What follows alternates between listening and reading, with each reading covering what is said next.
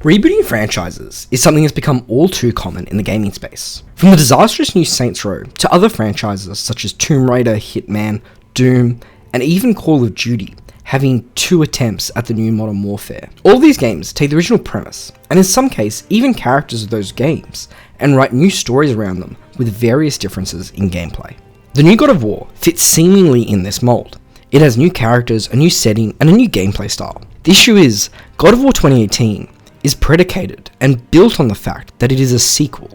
It simply cannot exist without the context of the older games, whether you've played them or you haven't. Look, I understand there are very few single-player video games which have as many videos made about them as God of War. And while I certainly want to touch on all this praise that this game gets through its combat, narrative, world design and the like, I also want to approach this as someone who initially found Kratos through this game, and now that I've gone back and experienced the rest of this franchise, how much it's changed my perspective on what this game is. This game is inherently a sequel, and simply cannot exist without the context of the older games. This is the first time I've revisited this game since I played it in 2018, and I fell in love with the story, these characters, and this world. The personal journey Kratos and Atreus go through, surrounded and constantly interrupted by characters from Norse mythos, engaged me in a way few games previously had. This game brought me right back in. All the things I loved previously were even better experiencing them. Not just a second time around, but the true context and history of this franchise made me appreciate where this game takes Kratos, the evolution or even reinvention of the gameplay.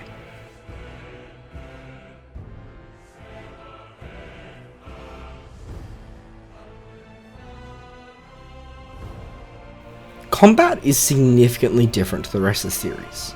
The older game's hack and slash style is drastically changed here. While still the core focus being on light and heavy attacks, the buttons are even changed. They're now R1 and R2 instead of the face buttons. Not only is this a change in God of War, but it also seems to be a generational change. So many other third-person action melee games switched their primary combat buttons. During the 360 and PS3 generation, being on the face was the most common spot, to by the end of the PS4 and Xbox One generation, it was largely switched to now the bumpers and the triggers. God of War's combat is also much more intimate. The camera being so much closer to Kratos feels completely different than the wider shots of previous games, and makes the battlefield less viewable. It makes enemies, especially large groups of enemies, generally harder, as instead of having to almost over the top view of the battlefield, the player has to focus on what's right in front of Kratos. The combat style is a real mix of something slower and precise such as Souls combat, while still in keeping with the original game's hack and slash faster paced style, allowing for more precision and planning in the previous games, but also something more fluid and combo led. Of course, weapons are hugely important to this franchise, and the Leviathan axe has become almost, if not more iconic than the Blades of Chaos themselves. The axe is so important as it brings in this completely new system of combat to this franchise. Instead of revolving around the hack and slash, it's more precise, slower and deliberate, with light and heavy attacks still being the basis for this system. Enemies have health bars visualizing and communicating to the player what sort of attacks are needed, and as they get lower, in typical God of War fashion, allow Kratos the opportunity for a very brutal finish for his enemies. Instead of being a QTE, these are relegated to a simple button press. But back to the axe. What's so great and versatile about this weapon is the fact that it's a very satisfying and engaging, close range weapon, but an equally effective ranged weapon, having both light and heavy ranged attacks, giving the player faster and better control of how to take down enemies. Instead of switching to a ranged, it's already in Kratos' hand, and having the triangle button dedicated to bringing the axe back makes the player and Kratos feel more in control of his actions and the combat situations. This game only has one other primary weapon choice for Kratos, and these are of course the Blades of Chaos. They do make their return. Within the narrative, this moment is pivotal, but practically and in combat, the blades add an interesting dynamic. The blades are faster and wider than the axe, bringing in a little bit more of that hack and slash feel, while also being adapted to this new combat style. It's really interesting seeing the exact same weapon translate to this very different style of combat. While it certainly works very well and still feels very satisfying, there's something often otherworldly about the blades being here. The blades also now have a ranged version, which they are just thrown far and pulled back on a chain. It's not as useful as the axes, but it's still good to have. This game involves the systems from God of War 3 and Ascension, in which magic being directly attributed to the weapon instead of being independent. Each of the two weapons have their own element, the Leviathan axe being frost and the Blades of Chaos being fire. Runes earned and bought throughout the game can be equipped to each weapon, giving each a light and heavy, runic or magic attack. These attacks have different effects, having different levels of damage and stun, as well as frost/fire. The runic attacks are great ways to deal with a large portion of enemies or particularly hard bosses. They recharge just through timing instead of needing to get orbs from the chests like previous games. The main difference here is they aren't independently as useful as a lot of the magic from the Greek saga, but they recharge faster, so it balances out quite well. Aside from this, Kratos also has a talisman that can for a limited time upgrade a particular part of Kratos' moveset. I personally like the ones that restored health. A big change to the combat is that Kratos isn't by himself in this game. He has a companion, his son Atreus.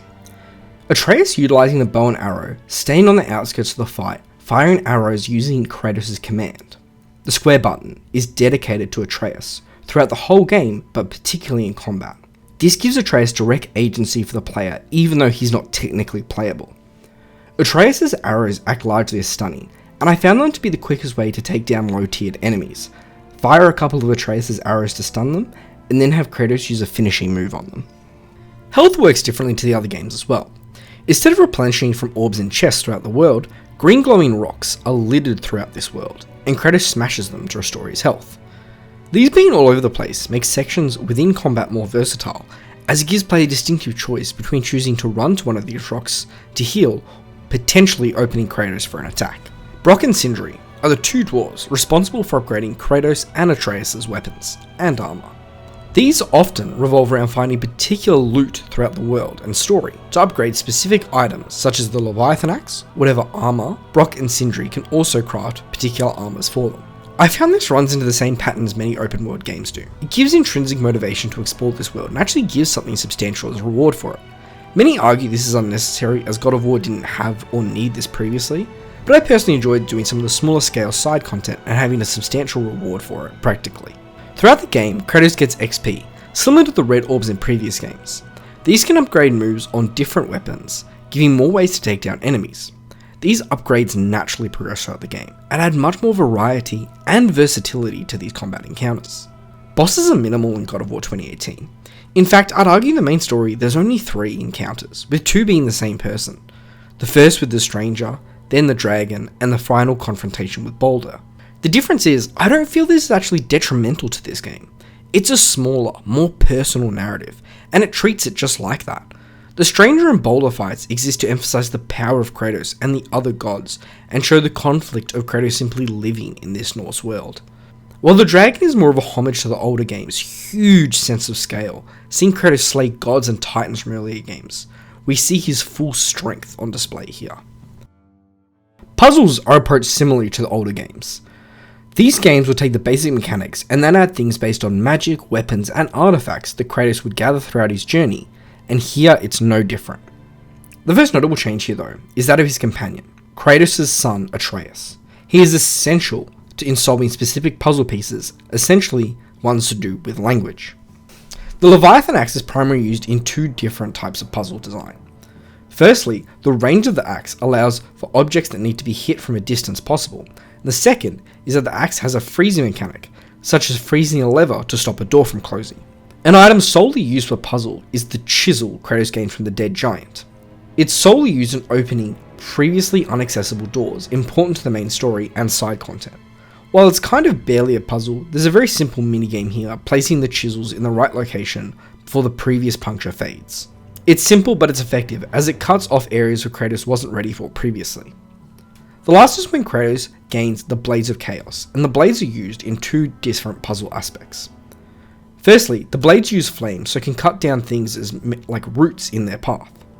As well as, the blades can carry winds for a limited time, which if Kratos can slot into places, open doors to new areas. Atreus and his bow are also incredibly important. Throughout the game, Atreus is gifted 2 different types of bowstrings. One is Elven Light Magic, and the other is Dwarven Shock Magic. The light magic is a blue colour, and when shooting light crystals creates pathways of lights over previous cliff faces. The shock arrows end up blowing up sapling, whatever is blocking the 2's path. The puzzle design here feels like a natural next step from the previous games. It keeps similar ideas to the older ones, but introduces a barrage of new mechanics to make it all possible. I personally never felt that they were that confusing, and they were always very straightforward. In terms of movement, perhaps the most notable thing is how different Kratos controls. Not only is he in third person now, but now he has the ability to sprint, but also seemingly has lost the ability to jump. He technically still can, but it's only ever using the action button at a specific scripted times. I don't feel like this takes away from the game though, and it isn't designed around needing it. One major difference that jumping from the older games to this one really made noticeable was the change in the right stick, went from being the roll to the control of the camera, and I very much had to get used to learning how to roll with the left stick again. Kratos also has Atreus to worry about. Atreus is very good at keeping up with Kratos, but also out of the way, only sometimes having to push Atreus up something and using Atreus' short stature for him to squeeze through areas too short for Kratos. A whole new world is at play here, and the beginning is incredibly exciting. Making use of a whole new mythology and history to the previous games means we're introduced to so much more through Kratos' eyes. And especially due to how this game is structured. The previous games were A to B linear games, with some side areas here and there throughout different missions, but ultimately there wasn't too much going off the beaten path. 2018's world design is completely different. While it's not quite open world, it's certainly much closer, with a wide range of side areas and content. Traversing these, we're backtracking through these places throughout to explore the 9 realms. I've heard this sort of world design referred to as either linear wide or open path. Personally, I'm partial to the latter, but it's not a huge deal what it's called. The world here is separated into the realms from Norse mythology, at least the ones we can access, as not all 9 are. Asgard and others are blocked off in this game, but will be accessible in Ragnarok. 6 realms are accessible here though. 4 are primarily to do with the narrative, with various amounts of side content within them, and then 2 are completely just side content, and in just a story-based playthrough of this game, could be ignored. Kratos and Atreus' journey starts in Midgard, and this is where most of the game takes place in. Both the story and the vast majority of side content is here. The most notable side content aspect of this is perhaps the favors, which in this game is the name for side quests. These involve usually Atreus wanting to help out a character such as the dwarves Brock and Sindri, or even a spirit they encounter, while Kratos begrudgingly goes along. These have distinct narratives that lead into the dwarves' case for the ultimate story of their breakup and coming back together, as well as practical reasons for Kratos and Atreus such as XP and particularly loot. Other favours, such as the ones from Dead Spirits, involve building out more of the Norse world through its history, but also is narratively important, linking back to the theme of this franchise since 3, and that is the sons killing fathers dynamic is especially present within these games and these favours. There's also just a lot of side content throughout Midgard, such as green glowing ravens said to be the eyes of Odin, in which Kratos can destroy, where he sees them to stop Odin spying. These are essentially just collectibles that Kratos can destroy. There's also a range of other collectible side content here. Various chests throughout the world, which give different rewards, XP, armor, health, and Spartan rage upgrades, as well as realm tears, which give dust from the realms, a useful crafting item, and also lore markers. These are bits of in-world history Atreus usually reads, and along with Mimir explains more about Norse mythology. There's also various combat encounters. The dragons for one are trapped and need to be freed. While the only dragon Kratos fights is in the main story, these dragons are defended by lots of dragas. Realm tears can also end up with Kratos needing to dispose of tricky enemy before getting said loot. And last but certainly not least is the Valkyries. These are found in every realm except Jotunheim, but the most are in Midgard. The Valkyries are optional boss fights that put Kratos and Atreus up against them. These are easily the toughest foes in the game, with most of them being harder than anything in the main story. They all have different attributes that push the combat system to the limit. They need to make use of all the weapons, movesets, and abilities. Timing of runic attacks needs to be on point. Dodging, countering, and hitting all need to be used at the appropriate times. These were truly a joy, and where I feel this combat system shined the absolute most. The story here is that the Valkyries' bodies are trapped and controlled, and they need to be freed from their mortal forms, and only slaying the Valkyries will do this. So Kratos, in defeating them, is also helping them. Upon their death, no one can remember how they got into this situation, leading to Kratos and Atreus believing they need to find more. Upon defeating all the Valkyries, their helmets can be placed upon their seats at the Council of Valkyries in Midgard, in which case the Valkyrie Queen will appear, and is by far the toughest fight in the game, and what I personally believe to be the true final boss. Not only from the challenge, but from the narrative implication this has and the connection to Freya. 2018 also has the form of fast travel for the series' first time. Areas will have mystic gateways, which can be travelled between using branches of the world tree. Kratos runs through different void while waiting for the door to appear, instead of just a loading screen to keep the player connected to Kratos and continue the no-cut camera. While I appreciate the desire and commitment to keeping everything feel grounded, this one here just feels like a bit tedious compared to what a usual fast travel system does. It feels like the older AC loading screens, just having the character run aimlessly while still waiting, and serves the same purpose. An important addition to this world though, is that of the character and head of Mimir, and once gained in the story by Kratos, is a wealth of knowledge about this Norse world and single-handedly does so much world building. Whether canoeing through the Lake of Nine or simply walking around, Mimir is explaining and telling stories of this world and these characters. It brings so much more to this and makes it feel so much more lived in and real and deep. I was never bored by these and always had to wait as I wanted to hear more about this world's lore. The commitment to adapting this mythology and the work done by the writing team absolutely shines here. Alfheim is the first additional realm visited by Kratos and Atreus, and is primarily for the narrative. Being there is a stark contrast to Midgard. Midgard is very reminiscent of Scandinavian forest, beaches, lakes and mountains. Lots of green with moisture visually in the air, with patches of snow throughout an area truly preparing for winter. Alfheim is visually very different. It's floral, lots more colours and feels akin to spring. When the companions first get there, it's dark and an eclipse in the sky as we learn about the lore of this world. The light at the centre of Alfheim is what the dark and light elves constantly fight over. At the conclusion of Atreus and Kratos' journey through Alfheim, the light elves retake the light, leading to glorious blue skies, crystal clear water, and sandy sunny beaches. There's also some side content here, most notably some collectibles such as ravens and chests, and a Valkyrie. Helheim is particularly important to the narrative of this game, being visited twice. First alone by Kratos to retrieve the heart of the Keeper of the Bridge of the Damned to heal Atreus' sickness, and secondly when Balder, Kratos and Atreus are sucked into the realm, leading the need to create a creative way to escape, which they end up doing through the memorable flying ship set piece. Helheim is the Norse representation of hell, and instead of being all fiery like Christian hell, it's icy. Everything is frozen and the souls of the dead are attempting to cross over.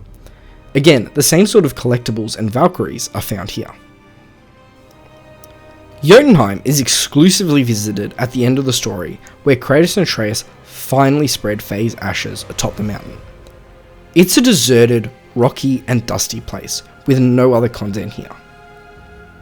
Two areas are exclusively side content, and the first is Muspelheim, the realm of fire and home of Surtur, the fire giant. In God of War 2018, this realm exists for one reason: combat challenges.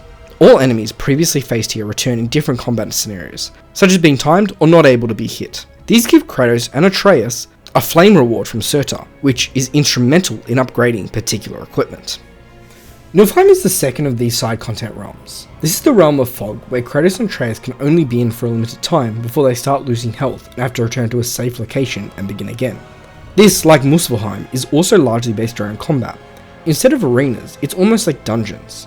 Each time Kratos and Atreus enter is slightly different from the one before, having to defeat enemies and collecting dust from chests. These are used to open chests and realm tears in the dwarf storeroom, which has the most valuable loot and armor in the game, and is very useful for that reason. Being the first God of War with lots of different side content in this world, there's definitely some growing pains with this. Traversing and backtracking through this world is honestly very frustrating at times. While it's built very engaging to go through the first time, trying to return with new abilities and act as a Metroidvania is not nearly as concise or straightforward, which is honestly annoying, as many times trying to do this before gaining a certain item or ability is met with a roadblock that isn't clearly communicated. Also, while I really enjoy the combat encounters, particularly Muspelheim and the Valkyries, I found Niflheim to just feel too tedious and repetitive. I think the side content is ultimately a net positive for this game though. I did personally enjoy spending my time going through with it all and getting the platinum, but having done multiple playthroughs, one where I did the side content throughout the game and one where I mostly ignored it, I actually feel that slightly takes away from the actual narrative. It ruins the pacing of the story and has complete ludonarrative dissonance. Kratos is solely focused on the journey at the end, scattering Faye's ashes, while Atreus is more keen to explore. The issue is that the player controls Kratos, who drives the game, while going to collect the chest and hunt ravens feels completely disconnected from Kratos himself. This game does give an opportunity where it does make sense though, but it's at the end of the game, where Kratos does mention how now is a good time and he is willing to explore. But this doesn't come till literally the end of the main narrative, which I was almost done with all the side content then, as I was mostly just enjoyed doing it as I went throughout the game. From the first moment of this game, we come back to Kratos, and there's a difference to him. A beautiful one, but he's older, calmer, and quieter. The scars on his body tell 1,000 stories. The one on his eye, a gift from Ares. The deep scar on his stomach, his ultimate sacrifice, plunging the blade of Olympus into himself at the end of God of War 3. And when his bandages on his wrist start to fall off, the scars from the chains from the blades of Olympus burned into him. Kratos swings his axe, yelling. The ferocity of old Kratos returns. But it's not gods or titans falling from his blows. It's a simple tree. A kid, a boy, Atreus appears beside him. Kratos outpoured his love for Calliope the few times he saw them interact. Here he is quiet and distant. Kratos picking up the tree is a reminder of who and what he is. A god. A being of immense power, where something that would be a struggle for a mortal is simple and easy for him. There's a lot of changes within the first few minutes of this game. A distinct change in art style, in the character of Kratos himself, most importantly in the change of camera. God of War 2018 entails a largely third-person camera perspective, whereas the previous games had a fixed camera perspective. Previously, the camera would be wherever the developers had desire, and the player would move the character or Kratos through those guidelines. Here the developers have given control of the camera back to the player. Whereas the right joystick was previously used for Kratos to roll, it is now dedicated for the player to decide where to put the camera and how to view the game. There is another significant element to this though, because along with the third person perspective during gameplay, God of War also uses a no-cut camera, meaning that we never cut away from Kratos and the journey. The camera always stays close to him, giving a more intimate feeling between the player and the characters. A more intimate camera for a more intimate game. We quickly learn more about Kratos' life since God of War 3, and this child. This is Kratos' son Atreus, that he had with the woman who is now dead, and the tree was for her cremation. This woman is Faye, previous owner of the Leviathan axe. The death of Faye is really the inciting incident for the story, and we see both the characters mourn in their own way. Atreus grabs her knife directly from the fire, seeking to have a memento and memory of her. Kratos, in response, is annoyed at Atreus for being dangerous, but is trying to control his anger. Kratos decides to take Atreus hunting. Kratos is trying to be practical while also honouring Faye's memory, as she was a hunter and was teaching Atreus. Their journey to hunt the deer ends with the deer wounded but not dead, and Atreus is struggling to kill it. Kratos has to help Atreus with this. We see Kratos' reluctance to help and comfort Atreus in this, as he simply can't even put his hand to silently signify that. Danger, as it always does, quickly finds Kratos, in the form of a troll. This is the first pseudo-boss fight of the game, and with the defeat of the boss, in this series, we're used to brutal, even sometimes gruesome finishes. But Kratos stops himself, both for himself and for Atreus. This tells us more about Atreus. Firstly, the anger deep within him, likely due to the death of his mother, as he attacks the dead troll, but the exhaustion of it leads to him coughing, revealing Atreus has been very sick, somewhat recently. This leads to Kratos claiming Atreus is not ready for their journey. Upon reaching back home, a knock on the door leading Atreus to hide, and Kratos to confront a stranger, which we now know as Balder, son of Odin and brother of Thor, an Aesir god. A fight ensues between the two, which quite literally breaks mountains, as both of these gods use their unbelievable strength in huge spectacle. We learn Balder can't die, can't feel pain. Well, he can't feel anything. Balder was able to find them, as Faye years ago made a stove of protection around the house and surrounding area, which when Kratos cut down the trees for cremation, the stove was broken. The twist to this though, Faye marked those as the trees to be cut down. She meant to open Kratos and Atreus to the outside world, as it no longer safe for them to be there. Kratos and Atreus began their journey, a journey to the highest peak in all the realms, to scatter Faye's ashes as her last wish. This journey is starkly different from previous God of Wars. God of War 1, 2 and 3, Kratos is out for revenge. First Ares, then Zeus and all the gods and titans. In the spin-offs, Kratos is largely seeking peace through working for the gods in hope that they will rid his bond and memories. In this game, it's a journey of mourning. And of course the journey can't be so simple. The story is largely separated into 3 different areas based on characters. First is Balder, Freya, and the Norse world and gods, and that Kratos and Atreus find themselves within. Balder is hunting them, and they befriend the witch Freya, who helps when Atreus is sick or to reanimate Mimir. The storyline is all about Kratos and Atreus and their place within the Norse world. Kratos is an outsider and a threat, being a god, and Balder certainly has business with him. This leads to events such as the showdown with Magni and Modi, Thor's children. This is an important advancement for Atreus, as at the end of the confrontation, Atreus falls sick, leading to need Freya's help to heal him. This leads to what I believe is the best sequence in the game. Kratos returns to his home, and on the way there, Athena shows up, an actual villain of the previous trilogy, who betrayed and manipulated Kratos, is still watching over him. At his house, Kratos pulls out from hiding his old weapons, the Blades of Chaos, and begins fastening them around his forearms. Athena claims he cannot run from what he is, that he will always be a monster. Kratos simply replies that she may be right, but he is her monster no longer. He spent years serving her will, even unknowingly before she betrayed him and used him to get her own way, which in the end Kratos stopped, and certainly Athena and Kratos are still resentful of each other. Both of them in turn, their actions fueled by each other, led to the eventual downfall of Olympus and the destruction of the Greek world. Kratos travels to Helheim where the blades are effective against the cold there. In Helheim is a vision of Zeus, where Kratos lets slip to Mimir that was his father and he killed him. Mimir has heard of Kratos through the name Ghost of Sparta, who slaughtered the entire Greek pantheon. Word of Kratos' actions have even spread to other realms and gods. It's so much more effective that these lines having actually seen and experiencing what Kratos' journey had been. This part of the storyline is also important due to the eventual death of Modi, which is caused by Atreus being a little shit. And of course, the final confrontation with Balder and Kratos. Balder tracks them down to Midgard, which leads them to fighting again, all while Freya's animating the giant's corpse to stop them, as she cares for both parties here. Balder punches Atreus, which hits his arrow made of mistletoe, a gift from the dwarves, and was the one thing that would break the spell on Balder. He begins bleeding and can now feel everything, such as the cold, and is very happy about it. We still see he wants to kill Kratos and Atreus though, which Kratos beats him, so instead he goes to kill Freya, who claims she will not fight back as she loves him. Kratos stops this, saving Freya, as he claims the cycle must end here.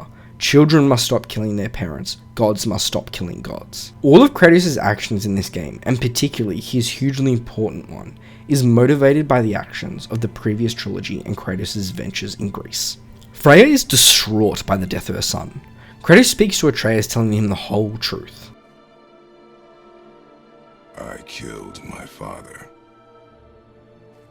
That was your father in hell. Is this what it is to be a god? Is this how it always ends? Sons killing their mothers? Their fathers?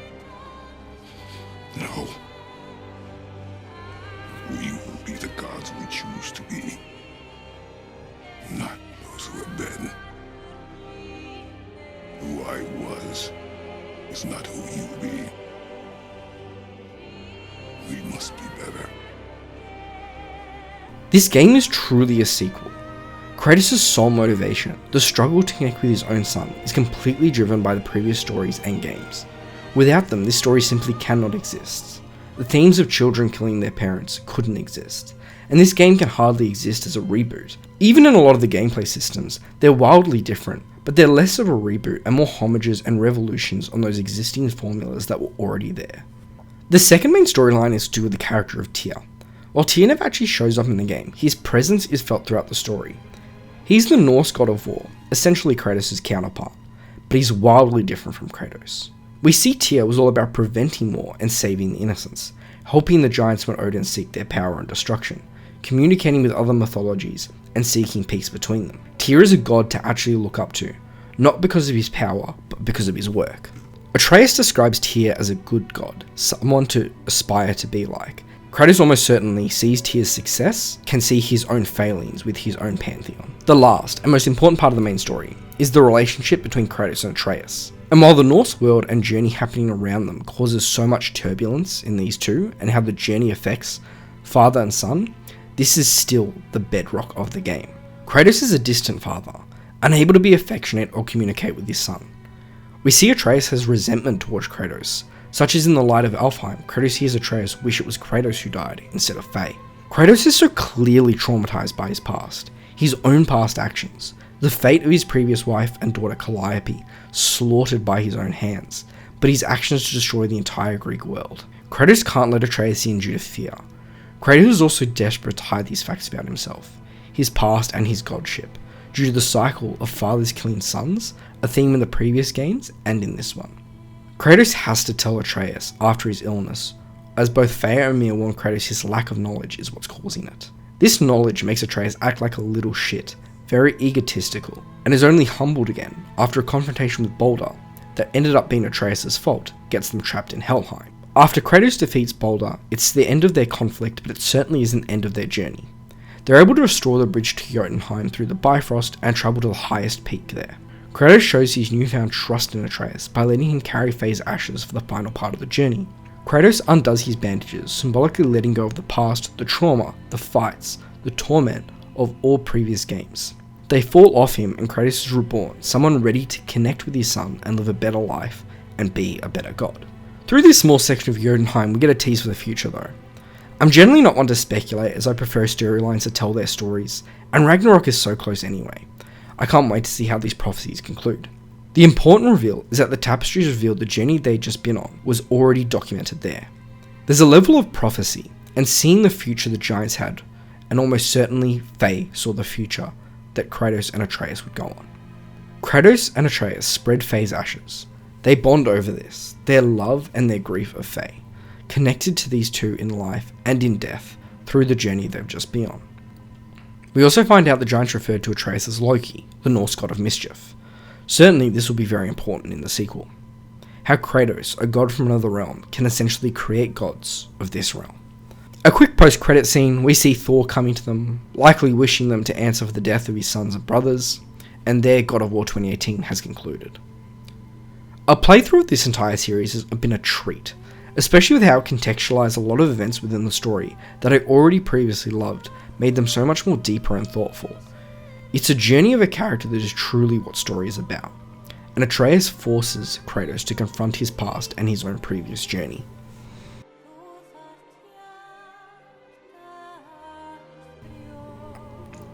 Replaying through God of War 2018, with the knowledge that the previous games have now given me, has absolutely cemented it as one of my favourite games of all time.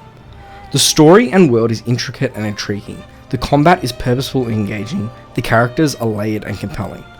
So much of this truly brings the moniker as one of the best games of all times, and it certainly deserves that reputation. As through playing the series as a whole, it definitely cemented it as one of my all-time favourite franchises. From Kratos' beginning, a story about revenge in the first God of War, to destroying the Greek world in God of War 3, and is now found love with his son and Atreus, making him accept and grow from the person he was. God of War as a franchise is a unique one. Each game builds upon the previous, its growth in so many aspects, in Kratos as a character and his story, in gameplay and seeing new elements be added and evolve the series, in technology existing over many consoles telling one story I can't wait to see the conclusion with in Ragnarok. While I do now love this series as a whole, there will always be something about 2018 that sits above the rest. The Norse setting I'm very partial to compared to the Greek, but other than that, the storytelling, the characters, the combat, the world, just personally speaks to me more than the previous. But 2018 couldn't exist without all this work put in the original God of War Greek saga, and having played 2018 without the context of those games, it certainly adds infinitely to the experience.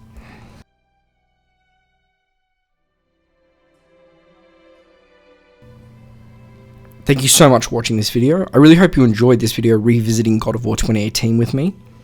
If you're interested, the rest of the God of War videos that I've already made already exist on my channel in the playlist or in the description below.